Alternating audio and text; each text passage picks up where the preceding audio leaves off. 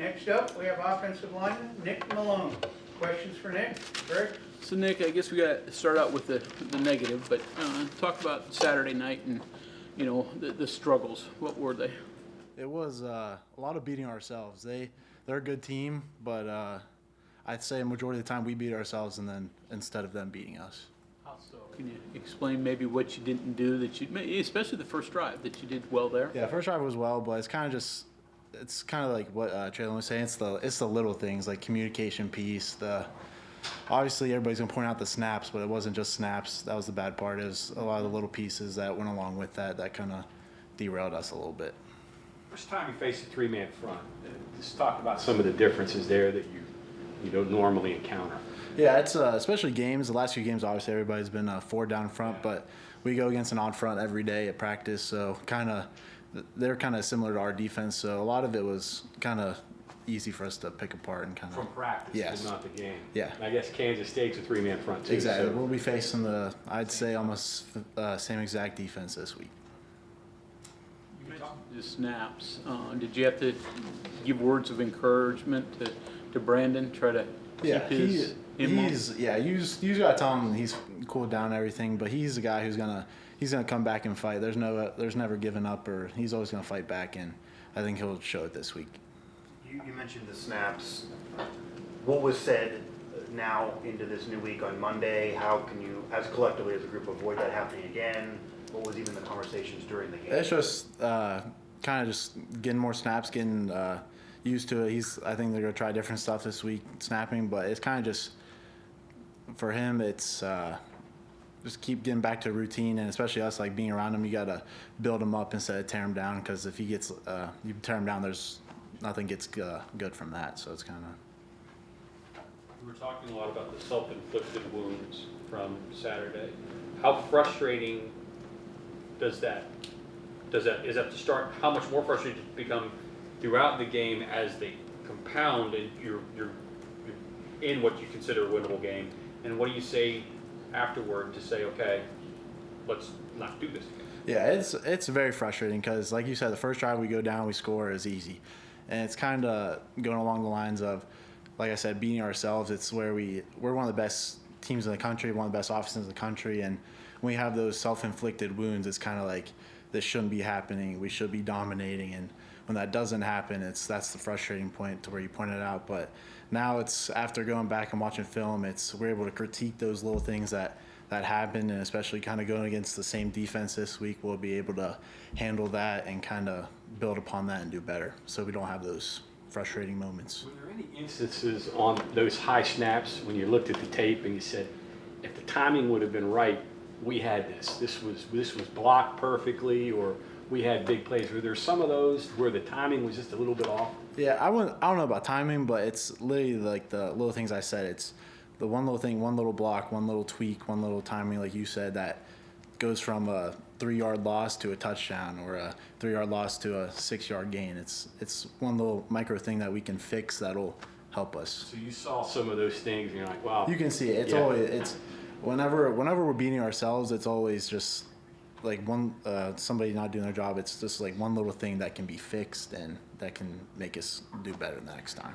As a group, especially having multiple veteran leaders and things like that now that have been through the war, Coach Brown, Green mentioned after the game that there was no snap issues throughout the week, that despite Brandon's hand issue wasn't a concern going into the game. How do you avoid something that isn't a problem for 5-6 days, then all of a sudden creeps up and then just becomes like you through the game?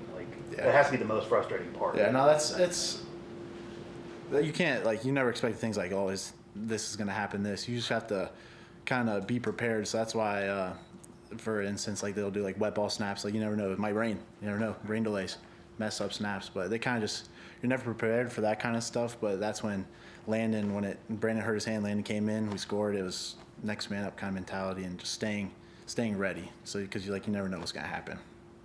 Is it heartening when you say it's just little things, minor tweaks, that it's just little stuff that's, I don't know if it's easy to fix, but manageable to fix, rather than just something big you're like, well, we're just going to have to live with it. Exactly. These are things you don't have to live with. Yeah, it's better to have the little things than the big things, I'd say. But like I said, when we watch film, it's always, like I said, us beating ourselves instead of them beating us. Because don't get me wrong, they're a good team and they make plays, but I'd say majority of the time it was us beating ourselves than them beating us.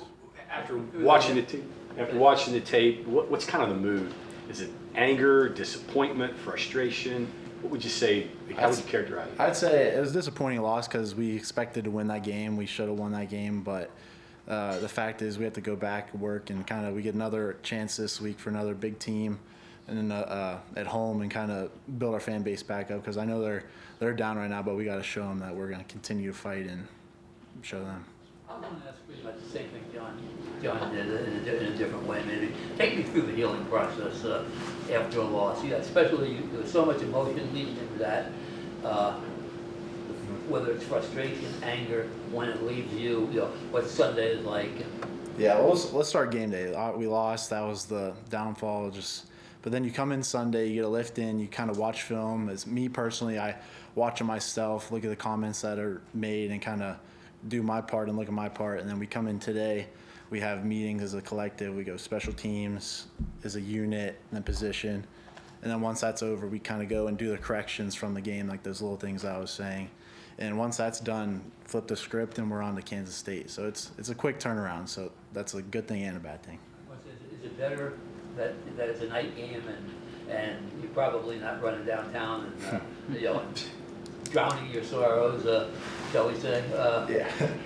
I don't think any of our team drowned our sorrows per se or anything, but I kind of think you just got to flip the script because that game's over and you're facing a equally or even better team this week. So it's kind of, you just got to let it keep rolling. You mentioned, look at your comments. You're talking about social media comments, things like that? No. You get on there? No, I try to stay off, even the good. Even when we win, you got to just keep eyes on comments meaning Comments coaches. I got you. Coaches comments, yeah. right, Not the, crazy stuff. yeah. Going to Kansas State, talked about it a little bit earlier with their run defense, and obviously that's what you guys like to do. So how do you avoid that being a problem? What do you know about what they like to do? Like you said, they are a good rush defense, and I kind of this week I think handle those little things because I feel like they're going to try to exploit those things that Iowa State did, the twisting and kind of all the backer movements and filling in the box and dropping all that stuff. So I think that's what they'll watch, and we're going to watch the same thing like we did and fix those things to make it better for us. So They're also one of the better teams in the country in tackles for loss and sacks. They really know how to get back to the backfield. What is it that, from what you've seen so far, that they're able to do to be that good, and what are you guys going to try and do to keep that from being? From watching film so far, they're just good at doing their job. There's nothing crazy there's good players, don't get me wrong, but there's nothing crazy that stands out. That they just do what they're told, do their job, and kind of get home and do their base games and that kind of stuff. So they kind of just, I say, stick to what they do, and if they get home, they get home. But yeah. So if it's just kind of a plain Jane kind of bread and butter stuff, what do you do what can you do to counteract that?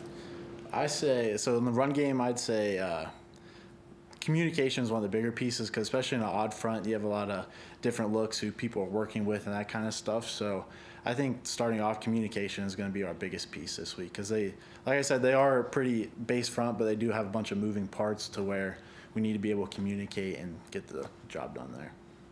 Did they throw anything at you that you hadn't seen or weren't expecting defensively?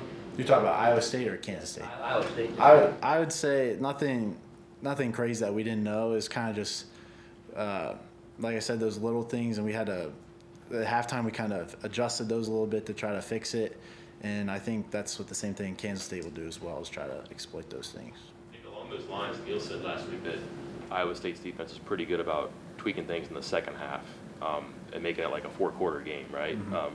What did you experience out there as far as up front, linebackers, defensive line was different in the second half? I'd say between the first and second half, I think it was just I felt like they flied more around in the second half. They were able to adjust to kind of what we did, but in the same way for us, we were able to know like how they would kind of adjust as well and try to tweak and get us in a good place. Evaluate your play so far this year. What's it been like? I think I've done pretty well. I think I've stand up to the job that's been given to me, and I think collectively I think we've all done pretty well. Used to starting yet? Is that still novel, or have you gotten used to it? I'd say kind of getting used to it now. It's like I've said before, kind of getting into that role of backup to starter is always in my mind. I was like starter, like you have to go in as your starter because you never know what's gonna happen. Like Landon this year, going thrown in there, you just never know when your chance is. So I play like it every time. Did you say anything, or did anybody say anything in any of the meetings today in terms of rally cry or anything that was said that's different than just normal language? I wouldn't say a rally cry. I think it's just like getting to that point of like we were disappointed, but now it's kind of we have to be more together than far apart, especially now in this crucial time, this stretch of games. I think we got to be closer instead of pushing each other apart. So it's kind of just collectively all together. So nothing too crazy. There was no like Tim Tebow No. type of speech. No Tim Tebow. It was just Coach Brown. He started it, and then after that, kind of just trickles down, and we're all just following in line. Is this a group where that kind of comes easily? I would say so. I say we are a very close-knit group, especially offense, defense, even special teams. Like we're all for one, all for all, and I think we're very close. And I think that's what helps us and will help us down the road.